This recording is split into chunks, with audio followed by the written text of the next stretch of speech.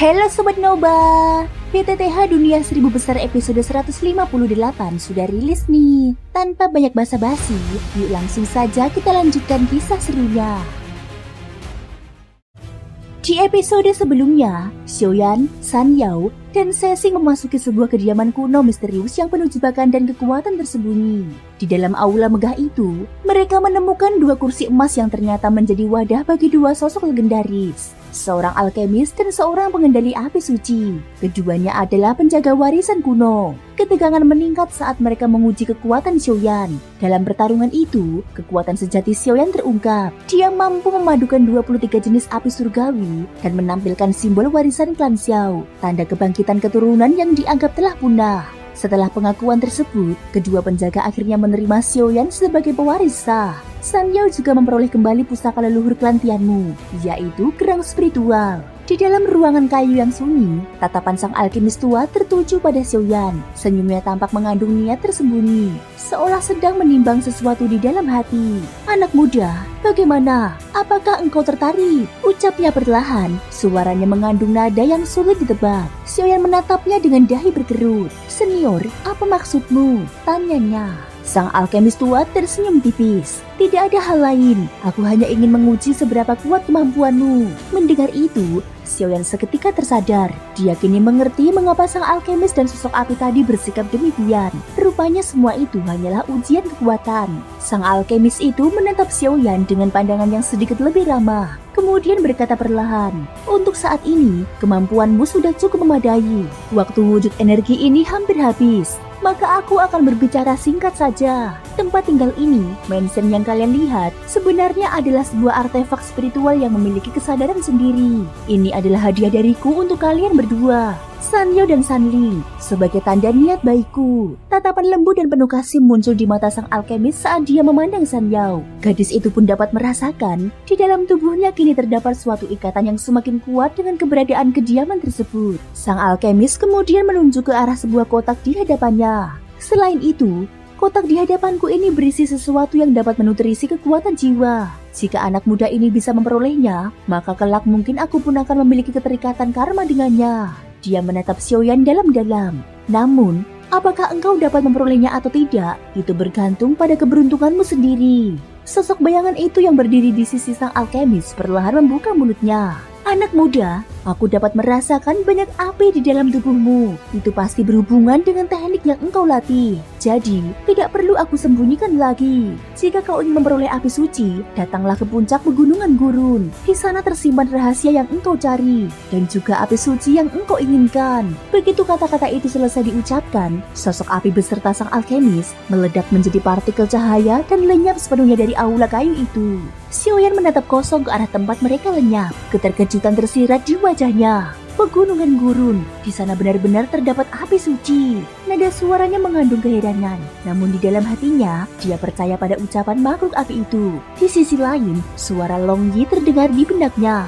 Sepertinya memang benar, mansion ini berada sangat dekat dengan lapisan tertinggi pegunungan gurun. Aku dapat merasakan aura panas luar biasa dari arah sana. Itu pasti api suci. Namun selain itu, aku juga merasakan dua kekuatan lain. Satu sangat kuat, bahkan membuatku merasa tidak nyaman. Satu lagi begitu jahat dan gelap. Jika dugaanku tidak salah, itu pasti kekuatan dari ras iblis luar dunia. Xiaoyan terdiam sesaat, lalu bergumam pelan, "Api suci dan klan iblis luar dunia." Kegembiraan di hatinya bercampur dengan beban yang dalam. Jika keduanya benar-benar berada di tempat yang sama, maka sudah pasti puncak pegunungan gurun menyimpan rahasia yang luar biasa berbahaya. Setelah sosok sang alkemis dan sosok api benar-benar lenyap, aula kayu itu kembali tenggelam dalam keheningan. Mekanisme 10 kursi kayu yang semula aktif pun kini telah dinonaktifkan oleh sang alkemis sebelum kepergiannya. Xiaoyan menatap kotak di tengah dua kursi emas itu. Senior tadi mengatakan bahwa di dalam kotak ini terdapat sesuatu yang menutrisi jiwa.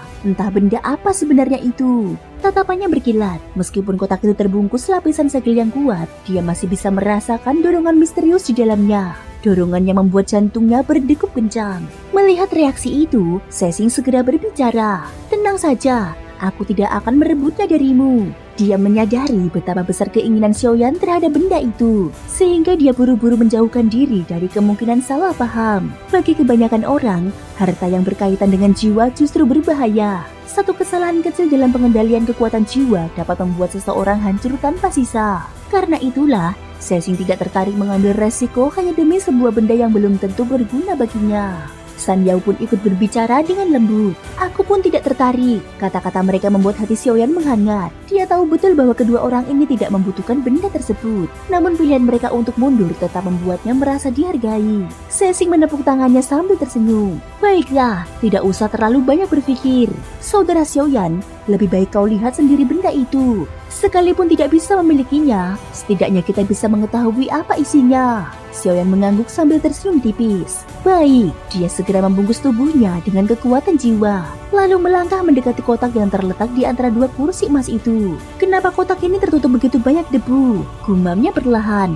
Kini dari jarak dekat, dia dapat melihat bahwa kotak itu berukuran sekitar 1 meter, berbentuk persegi sempurna. Lapisan debu tebal menutupi permukaannya, menyembunyikan wujud aslinya. Dengan lembut, Xiaoyan menyapu debu yang menempel di atas kotak itu. Namun, seketika setelah ujung jarinya menyentuh permukaannya, gelombang kekuatan yang amat besar menghantam seluruh tubuhnya. Tidak baik, serunya keras. Seketika, dogi dan kekuatan jiwanya meledak keluar, membentuk lapisan pelindung yang menyelubungi seluruh tubuhnya. Namun benturan itu tetap mengguncang pikirannya. Teriakan pendek keluar dari mulutnya dan pandangannya sempat mengabur. Meski begitu, Xiaoyan bukanlah orang lemah. Sebagai alkemis dengan kekuatan jiwa setara puncak kaisar, dia segera menstabilkan diri. Kekuatan jiwanya mengalir deras, menahan gempuran energi misterius dari kotak itu sambil terus menyapu debu di permukaan. Debu itu perlahan tersingkir, memperlihatkan rupa asli dari kotak misterius tersebut. Saat itulah, di luar aula, sosok misterius yang bersembunyi di balik ruang dimensi menatap ke arah itu dengan mata membesar. Itu cairan jiwa. Keparat, si gila musiansi itu benar-benar berani menaruh benda seberharga ini di dalam aula kayu itu. Tangannya mengepal kuat. Sosok yang berdiri di luar aula kayu itu ternyata tidak lain adalah wujud manusia dari pil tingkat dewa kelas 4 yang telah memperoleh kesadaran sendiri. Sejak awal, pil tingkat dewa itu memang mengetahui bahwa di dalam kediaman kuno ini tersembunyi sesuatu yang amat berharga. Namun dia tidak pernah menyangka bahwa benda tersebut ternyata berada tepat di dalam aula kayu. Ia membiarkan kotak itu tetap berada di atas kursi emas bukan tanpa alasan. Kursi tersebut adalah bagian dari formasi pertahanan yang luar biasa kuat. Bahkan dirinya yang merupakan pil tingkat dewa kelas 4 pun dapat terluka parah jika memaksakan diri menghancurkannya. Karena itu dia memilih untuk menunggu. Namun, kini situasinya berbeda. Setelah San Yao terbangun dan membawa seorang manusia ke tempat ini untuk mengambil harta paling berharga dari kediaman itu, kesabarannya pun runtuh. Dia mendengus pelan, matanya menyipit dingin. Dengan cairan jiwa itu, aku akan dapat sepenuhnya melepaskan diri dari tubuh pil ini dan menjadi manusia sejati. Bagaimanapun juga, aku hanyalah embrio pil tingkat dewa yang belum sempurna. Selesai berbicara, sosok itu bergerak perlahan, tubuhnya lenyap tanpa suara saat memasuki aula kayu. Di dalam aula, San Yao yang sedang memperhatikan sekeliling tiba-tiba mengerling-kening. Dia menatap ke arah pintu kayu yang tertutup. Matanya yang indah tampak berkilat waspada. Sepertinya ada sesuatu di luar pintu. Dia mengamati sejenak, lalu menggelengkan kepala. Mungkin hanya perasaanku saja. Benda itu seharusnya berada di halaman belakang. Sementara itu, Xiaoyan perlahan menyingkirkan debu di atas sebuah kotak berwarna perunggu yang tampak tua dan misterius. Begitu debu itu tersapu, gelombang energi jiwa yang semula berfluktuasi dengan kuat tiba-tiba mereda, digantikan oleh cahaya lembut berwarna perunggu kehijauan. Xiaoyan menatap benda itu dengan tajam, bibirnya melengkung tipis. Di dalamnya, tampaknya tersimpan sesuatu yang luar biasa. Dia merasakan denyut kekuatan yang seolah membisikkan rahasia kuno kepadanya. Permukaan kotak itu memancarkan riak-riak cahaya yang membuat hatinya bergetar. Ini kekuatan api suci. Kening Xiaoyan berkerut. Dia dapat merasakan aura yang teramat kuat dan menakutkan, seolah terisolasi dari dunia luar, melindungi sesuatu di dalam kotak itu. Aku tidak percaya tidak bisa menaklukkannya. Dengan suara rendah, dia memusatkan kekuatannya. Tubuhnya segera diselimuti oleh kekuatan api surgawi yang bangkit seiring berputarnya teknik mantra api di dalam tubuhnya. Terbakarlah! Begitu kata itu terucap, ledakan panas yang luar biasa memenuhi aula kayu. Gelombang api membumbung bagaikan badai, membuat San Yao dan Cixing yang berada di dekatnya tak bisa menahan keterkejutan. Cixing menatap Xiaoyan dengan mata terbelalak. Apa Api di tubuh anak itu mengapa begitu mengerikan? Dia memang belum pernah berhadapan langsung dengan sosok berapi yang muncul sebelumnya, sehingga tidak menyadari betapa mengerikannya kekuatan api milik Xiaoyan. Beberapa menit berlalu, namun kotak itu tetap tak bergeming. Xiaoyan sedikit terkejut, lalu mengerutkan alisnya dengan serius. Kalau begitu, mari kita coba cara lain. Kali ini, dia menghentikan perputaran mantra api dan memusatkan kekuatan jiwanya. Gelombang kekuatan jiwa yang amat besar mengalir deras dari tubuhnya, bagaikan sungai yang tak terbendung. Ketika energi itu menyentuh permukaan kotak, terdengar suara getaran halus disertai resonansi samar. Kotak itu bergetar, seolah memberi tanggapan. Berhasil. Xiaoyan tersenyum tipis. Ternyata pola api di permukaannya hanyalah pelindung untuk menghalangi orang luar. Yang benar-benar dapat membukanya hanyalah kekuatan jiwa. Dia terus menyalurkan kekuatan jiwanya tanpa henti. Hingga dalam hitungan beberapa nafas saja, kotak itu perlahan terbuka, memancarkan cahaya lembut dari dalamnya. Begitu kotak itu terbuka, aura luar biasa segera menyebar ke seluruh aula. Xiaoyan dan Long Yi hampir bersamaan berseru kaget. Itu cairan jiwa. Ini adalah bahan dasar bagi seorang alkemis tingkat dewa. Kekuatan jiwa di tingkat kaisar bersifat tak berwujud, dapat dipisahkan menjadi avatar jiwa yang memiliki kekuatan setara dengan tubuh asli. Hanya saja tanpa kesadaran mandiri. Namun begitu salah satu terluka, keduanya akan ikut merasakan dampaknya. Namun jika seseorang melampaui tingkat kaisar dan mencapai tingkat dewa, kekuatan jiwa itu dapat dipadatkan menjadi bentuk cair yang nyata. Itulah yang disebut cairan jiwa. Saat ini, yang mampu memadatkan kekuatan jiwa menjadi bentuk fisik adalah hal yang diimpikan oleh semua alkemis. Dia dapat membantu seseorang menembus batas dori dan melangkah ke tingkat yang lebih tinggi. Namun untuk menciptakan cairan jiwa, dibutuhkan syarat yang amat berat. Hanya seorang alkemis tingkat dewa yang mampu memaksa kekuatan jiwanya sendiri untuk menyatu dan mengkristal, dengan resiko melukai sumber jiwanya. Karena itulah benda ini begitu langka dan berharga. Xiaoyan menatap genangan bening di dalam kotak itu. Cairan transparan tersebut memantulkan cahaya lembut. Namun di balik ketenangan itu tersimpan kekuatan yang membuat bulu kuduknya berdiri. Begitu menakutkan. Hanya dari getarannya saja sudah bisa dirasakan betapa tinggi tingkat kekuatan alkemis yang menciptakannya. Suara Long yang sedari tadi terdiam kini terdengar. Cairan jiwa. Aku benar-benar tidak tahu bencana apa yang pernah menimpa pemilik kediaman ini, hingga dia meninggalkan harta semacam ini. Nada suaranya mengandung kesedihan yang sulit dijelaskan. Xiaoyan menatap dua kursi emas di hadapannya, lalu menundukkan kepala dengan hormat. Senior, tenanglah. Karena aku telah mengambil barang peninggalanmu, maka sebagai gantinya, aku akan membantu menuntaskan keinginanmu. Dia tahu dengan cairan jiwa ini, dia akan dapat menembus batas terakhir kekuatan jiwanya dan naik ke tingkat yang lebih tinggi. Begitu hal itu terjadi, kemampuan alkemisnya pun akan meningkat menjadi alkemis tingkat kaisar kelas 2. Sebuah kedudukan yang bahkan di antara sekte besar pun patut dihormati. Namun, sebelum sempat menyimpan cairan jiwa itu, tiba-tiba saja sebuah kekuatan besar menerpa dari arah lain. Kotak di tangannya seketika terlepas, melayang ke udara. Suara dingin dan penuh kesombongan terdengar dari kejauhan. Benda itu adalah milikku. Tubuh Xiaoyan seketika mendegang. Api di seluruh tubuhnya menyala dalam sekejap, memancar kuat di udara saat ia menatap pada sosok misterius yang tiba-tiba muncul di hadapannya. Tekanan menakutkan yang datang dari tubuh orang itu membuat Xiaoyan segera menyadari bahwa kekuatannya jauh melampaui bahkan dibandingkan dengan Ceci. Sosok misterius itu menatap Xiaoyan dengan dingin. Suaranya pelan namun mengandung niat membunuh. Anak muda, benda ini akan kuambil. Namun untuk menghindari kemungkinan yang tidak diinginkan, sebaiknya kau pergilah ke neraka. Dalam sekejap, dia menampakkan senyum mengerikan. Dengan satu gerakan tangan, dia menyimpan cairan jiwa itu ke dalam genggaman. Sementara tangan lainnya memancarkan kekuatan besar berwarna hitam dan putih yang meledak ke arah Xiaoyan. Kekuatan hidup dan mati yang menakutkan itu melesat seperti cakar maut, langsung mengarah kepada Xiaoyan tanpa memberi kesempatan sedikit pun untuk menghindar. Melihat hal itu, Ceci yang berada puluhan meter jauhnya segera berteriak, "Berhati-hatilah!" Tubuhnya seketika bergerak cepat bagaikan kilat, langsung menerobos udara menuju arah Xiaoyan. Dalam sekejap dia telah tiba di sisi Xiaoyan. Tangan tuanya terulur dan memancarkan cahaya 3 warna yang gemilang, lalu menghantam kekuatan hitam putih itu dengan keras. Benturan dahsyat pun terjadi. Suara ledakan mengguncang ruang di sekitarnya. Gelombang energi menghancurkan udara di sekeliling.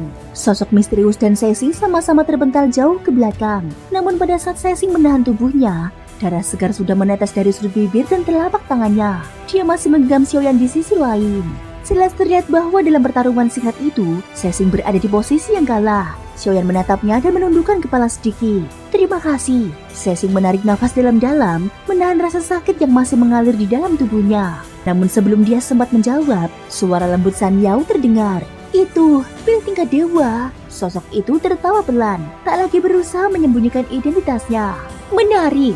Setidaknya kau masih memiliki sedikit penglihatan. Di hadapan perbedaan kekuatan yang mutlak, dia tidak lagi memerlukan tipu muslihat. Bagi sosok sekuatnya, keberadaan Sesing yang merupakan Dodi Bintang 8 puncak dan San Yao yang baru di tahap awal Dodi Bintang 7 hanyalah gangguan kecil. Apalagi Xiaoyan yang masih di tahap Dodi Bintang 5. Bahkan satu jari saja cukup untuk menghapusnya. Sesing menarik nafas dalam, lalu berbicara dengan nada tegas. Orang ini sangat kuat. Xiaoyan mengangguk perlahan. Kekuatannya mengandung energi hidup dan mati yang sangat menakutkan. Bahkan aku pun sulit menahannya. Namun sejenak kemudian, sorot matanya mengeras. Meski begitu, cairan jiwa itu harus kita dapatkan.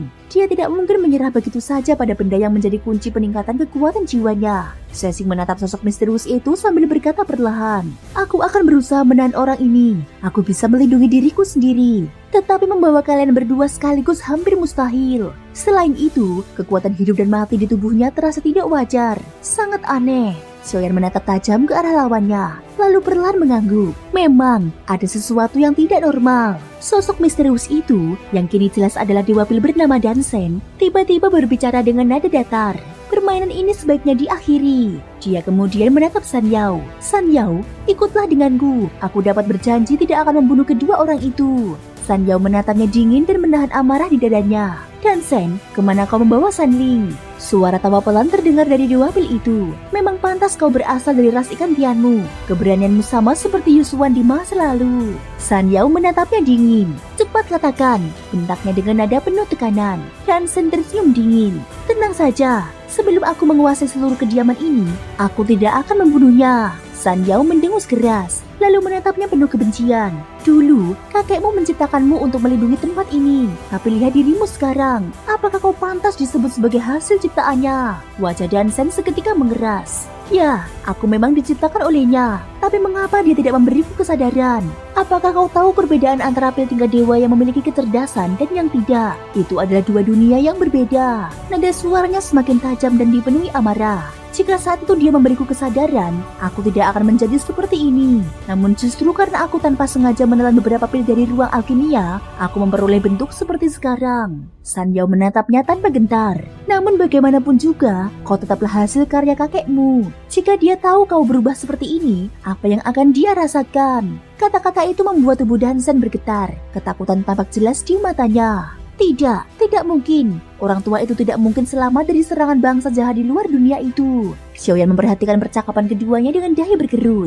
Orang yang disebut kakekmu, mungkinkah dia pemilik sejati kediaman ini? Dan tampaknya San Yao serta Dansen memang saling mengenal. Namun sebelum dia sempat berpikir lebih jauh, Dansen tiba-tiba mengamuk. Kalau begitu, pergilah ke neraka bersama mereka. Tubuhnya memancarkan cahaya pekat, disertai aroma pil yang kuat dan menusuk. Xiaoyan segera bereaksi. Waspadalah, aroma itu beracun. Sebagai seorang alkemis tingkat kaisar satu puncak, dia segera mengeluarkan dua pil penawar berkualitas tinggi dan melemparkannya ke arah San Yao dan Sesing.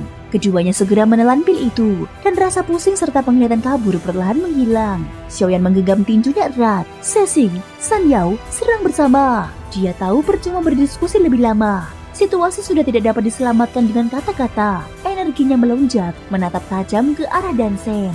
Aroma pil yang mematikan semakin kuat. Berdasarkan pengamatannya, kekuatan yang dimiliki sosok itu setara dengan Dodi Bintang 9 tahap pertama. Dansen mengangkat tangannya. Suara dinginnya bergema. Kalian semua harus mati. Dalam sekejap, kekuatan dahsyat menyebar ke segala arah. Setiap tempat yang dilewatinya berubah menjadi abu dalam sekejap. Tidak baik, kita harus mundur dulu. Seru Sesing cepat. Xiaoyan menggertakkan gigi. Dia dapat merasakan perbedaan kekuatan yang luar biasa besar. Dalam situasi seperti ini, bertarung secara langsung sama saja dengan bunuh diri. Namun di tengah kekacauan itu, suara San Yao terdengar. Xiaoyan, meskipun aku tidak mampu menaklukkannya sepenuhnya, tapi untuk wujud awal pil tingkat dewa bintang 4 seperti dia, aku punya cara. Thank you guys sudah mendengarkan ceritaku di episode kali ini sampai akhir. Ikutin terus kelanjutan episode berikutnya ya. Terima kasih buat kalian semua yang udah subscribe, like, dan komennya. Semoga hari kalian menyenangkan. Sampai jumpa dan bye-bye.